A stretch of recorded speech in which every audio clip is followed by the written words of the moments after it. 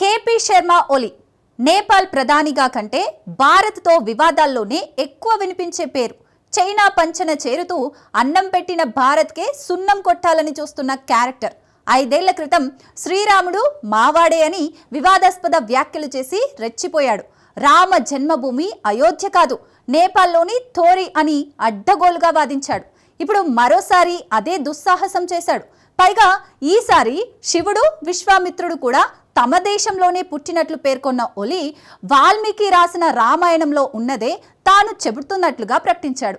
ఇంతకు శ్రీరాముడి జన్మస్థలంపై నేపాల్ ప్రధాని పదే పదే వివాదాలు ఎందుకు రేపుతున్నట్టు?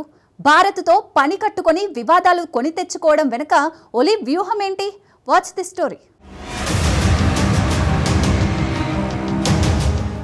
మరోసారి వివాదాస్పద వ్యాఖ్యలు చేసిన నేపాల్ ప్రధాని. శ్రీరాముడు తమ దేశంలోనే జన్మించాడన్న కేపీ శర్మ ఓలీ. నేపాల్ ప్రధాని ఏ ఆధారంతో ఈ వ్యాఖ్యలు చేస్తున్నాడు?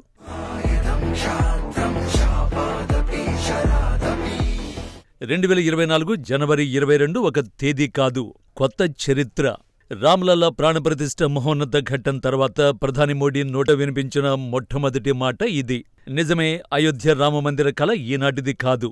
శతాబ్దాల పోరాటం, ఎన్నో త్యాగాల తర్వాతే సాకారమైంది. త్రేతాయుగంలో శ్రీరాముడు 14 ఏళ్లు వనవాసం చేస్తే అయోధ్యలో తిరిగి అడుగుపెట్టడానికి అక్షరాల 500 ఏళ్లు పట్టింది. అందుకే కోట్లాది మంది హిందువులకు అయోధ్య రామమందిర ప్రారంభం భావోద్వేగ సందర్భం. కాని ఆ శ్రీరాముడు అస్సలు అయోధ్యలోనే జన్మించలేదు అంటే, రాముడు పుట్టింది భారత్లోనే కాదని వాదిస్తే, అవును, నేపాల్ ప్రధాని కేపీ శర్మ ఓలీ ఆ దుస్సాహసమే చేశాడు. 5 ఏళ్ల క్రితం ఇదే సమయంలో శ్రీరాముడు మావాడే అని రేపిన వివాదానికి మించి రెచ్చిపోయాడు. ఈ వ్యాఖ్యలే భారతీయుల్లో మరోసారి నేపాల్ ప్రధానిపై ఆగ్రహ జ్వాలల్ని రగిలిస్తున్నాయి.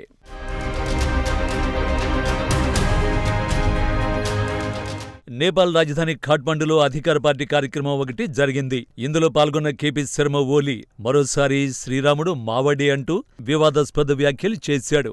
శ్రీరాముడు నేపాల్లోనే జన్మించాడని, వాల్మీకి రాసిన అసలైన రామాయణం ఆధారంగానే తానీ మాట చెబుతున్నానని తెలిపాడు. ఇక్కడితో ఆగలేదు. రామ జన్మభూమి అయోధ్య కాదు, తమ దేశమే అని ప్రచారం చేయడానికి ఏమాత్రం వెనకాడవద్దని నేపాల్ పౌరులకు పిలుపునిచ్చాడు.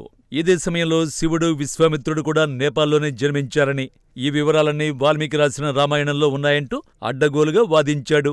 నిజానికి రామ జన్మస్థలంపై వివాదాస్పద వ్యాఖ్యలు చేయడం ఇదే తొలిసారి కాదు. 5 ఏళ్ల క్రితం ఇదే సమయంలో సేమ్ కామెంట్స్ చేశాడు. 2020లో అసలైన అయోధ్య తమ దేశంలోనే చిత్వాన్లోనే ధోరిలో ఉందని వాదించాడు. రాముడు ధోరిలోనే పుట్టాడని, దశరథుడు పుత్రకామేష్టి యాగం చేసిన ప్రాంతం కూడా తమ దేశంలోనే ఉందని వాదించాడు.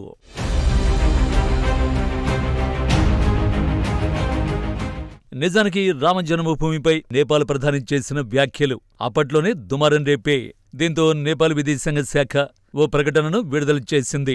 ఎవరి మనోభావాలు దెబ్బతీయడానికి ప్రధాని ఈ వ్యాఖ్యలు చేయలేదని స్పష్టం చేసింది. రాముడి జన్మస్థలంపై అనేక అభిప్రాయాలు ఉన్నాయని, రామాయణంపై విస్తృతమైన సాంస్కృతిక భౌగోళిక అధ్యయనం జరపాల్సిన అవసరం ఉందని మాత్రమే చెప్పారని తెలిపింది. అదే సమయంలో శ్రీరాముడు తమ దేశంలోనే జన్మించాడని నిరూపించేందుకు పురావస్తు శాఖను రంగంలోకి దించారు.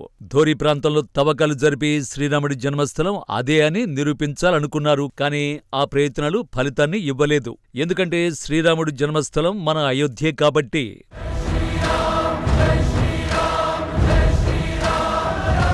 వాస్తవానికి రామాయణం అనగానే మన స్మరణకు వచ్చే నగరాలు రెండే. వాటిలో మొదటిది అయోధ్య అయితే రెండోది మిథిల. అయోధ్య రామచంద్రుడు జన్మించిన చోటు, మిథిల జనకుడు రత్నమాలకి సీతామాత దొరికిన చోటు, మైథిలి పుట్టినిల్లు. మిథిలా నగరంలోనే సీతారాముల కళ్యాణం జరిగింది. అప్పట్లో మిథిలా రాజ్యం బీహార్ నుంచి నేపాల్ వరకు విస్తరించి ఉండేది. ఈ రాజ్యాన్నే విదేహ రాజ్యమని కూడా పిలిచేవారు. సీతాదేవికి వైదేహి అన్న పేరు ఈ కారణంగానే వచ్చింది. ఆ జనకుడి రాజధానే నేపాల్లో ఉన్న జనక్పురి. పాయింట్ ఏంటంటే, అప్పట్లో అంతా అఖండ భారతమే. ఆ విషయాన్ని కాస్త పక్కన పెడితే మనం అయోధ్యనే పట్టించుకుంటాం తప్ప జనక్పురిని తలుచుకోము. నేపాల్ ప్రధాని మతిలేని మాటల కారణంగానే ఈ చర్చ అంతా.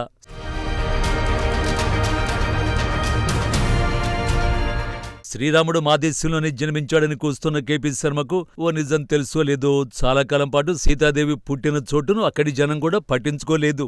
1657లో సుర్కి సూర్దాస్ అనే సన్యాసికి ఇక్కడ సీతాదేవి విగ్రహాలు దొరికాయి. అప్పటినుంచి తమ ప్రాంతానికి ఉన్న విశిష్టతను గమనించారు. 1910లో నేపాల్ రాణి అయిన వృషభాను ఇక్కడ జానకి మందిరం నిర్మించారు. వేల గజాల విస్తీర్ణంలో 150 అడుగుల ఎత్తు ప్రాకారంతో ఈ ఆలయాన్ని నిర్మించారు. పాలరాతి గోడలు, అద్దాల మేడలు ప్రత్యేకం. అప్పట్లోనే ఆలయ నిర్మాణానికి 9 లక్షల రూపాయలు ఖర్చయిందని చెబుతారు. అందుకే ఈ మందిరాన్ని 9 లాఖ్ మందిర్ అని పిలుచుకుంటారు. జానకి మందిరం నిర్మించిన చోటునే సీతాదేవి శివధనస్సును పూజించిందట. సీతారాముల వివాహ మహోత్సవం జరిగింది కూడా ఇక్కడేనట. అందుకే ఆలయ నైరుతి భాగాన పెద్ద వివాహ మండపాన్ని నిర్మించారు. కాబట్టి సీతమ్మతో సరిపెట్టుకుంటే నేపాల్ ప్రధానికే మంచిది కాదని రాముడు మావాడే అంటే అసలు కథ ఇప్పుడే మొదలవుతుంది.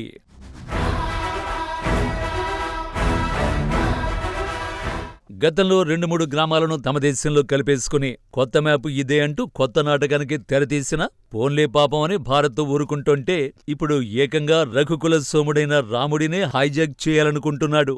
వాల్మీకి మహర్షి కూడా రామాయణంలో రాముడు జన్మించింది అయోధ్యలోనే అని అన్నాడు తప్ప తన ఆశ్రమంలో అని చెప్పలేదు. వాల్మీకి ఆశ్రమంలోనే రాముడు పుట్టాడు అన్న వ్యాఖ్యల్లో ఓలి దురుద్దేశం కనిపిస్తోంది. అయినా వాల్మీకి ఆశ్రమం నేపాల్లో లేదు, యూపీలోని బిత్తూరులో ఉంది. ఓవరాల్గా చూస్తే ఓలీ కావాలని భారత్నే రెచ్చగొట్టే ప్రయత్నంలో ఉన్నట్టు స్పష్టంగా కనిపిస్తోంది.